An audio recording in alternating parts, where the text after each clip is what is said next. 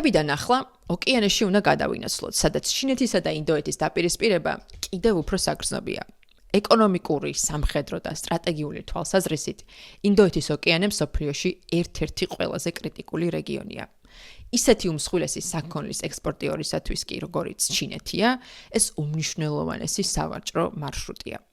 ვაჭრობასთან ერთად ჩინეთს აინტერესებს თავისი გავლენის გაფართოება და ძალის პროექციაც. ამ საქმით კი ის უკვე 10 წლეულებია დაკავებულია. ჩინეთს წილი აქვს ინდოეთის ოკეანის რეგიონში 20-ზე მეტ პორტში. ზოგიერთი მათგანის გამოყენება კი პოტენციურად სამხედრო მიზნითაც შეიძლება.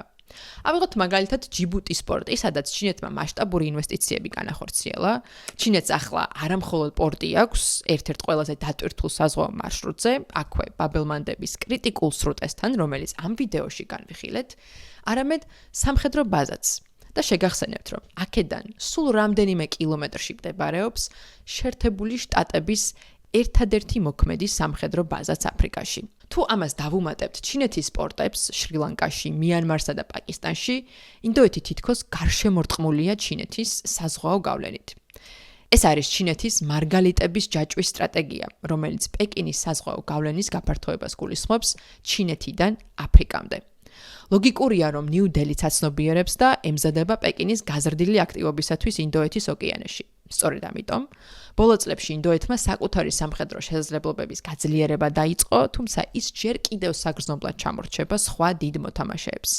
ინდოეთი განსაკუთრებულ ყურადღებას ამახვილებს მალაკას, ლომბოკისა და სუნდას სრუტეებზე, საიდანაც ჩინური გემები სამხრეთ ჩინეთის ზღვიდან ინდოეთის ოკეანეში ხვდებიან. ამიტომ ნიუ-დელის ინტერესია მინიმუმ ამ გემების მონიტორინგი შეძლოს.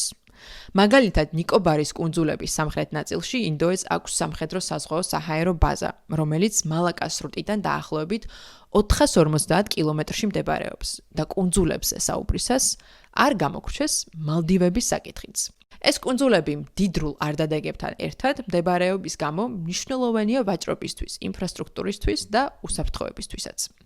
დიდი ხნის განმავლობაში მალდივების ლიდერები ინდოეთის მიმართ კეთილგანწყობილები იყვნენ, თუმცა ბოლო წლებში პოლიტიკური ბალანსი შეიცვალა. 2024 წელს არჩევნები ანტიინდურმა კანდიდატმა მუჰამედ მუიზუ მოიგო, რის შემდეგაც ინდოეთმა სამხედროების მალდივებიდან გაყვანა დაიწყო. თუმცა დროთა განმავლობაში მათი ურთიერთობები დასტაბილურდა და მუიზუ მოდის ინაუგურაციასაც დაესწრო გასულ წელს. ცნობისთვის დაგვიმეგობრდით YouTube-ზე, Instagram-ზე, Facebook-ზე და TikTok-ზე.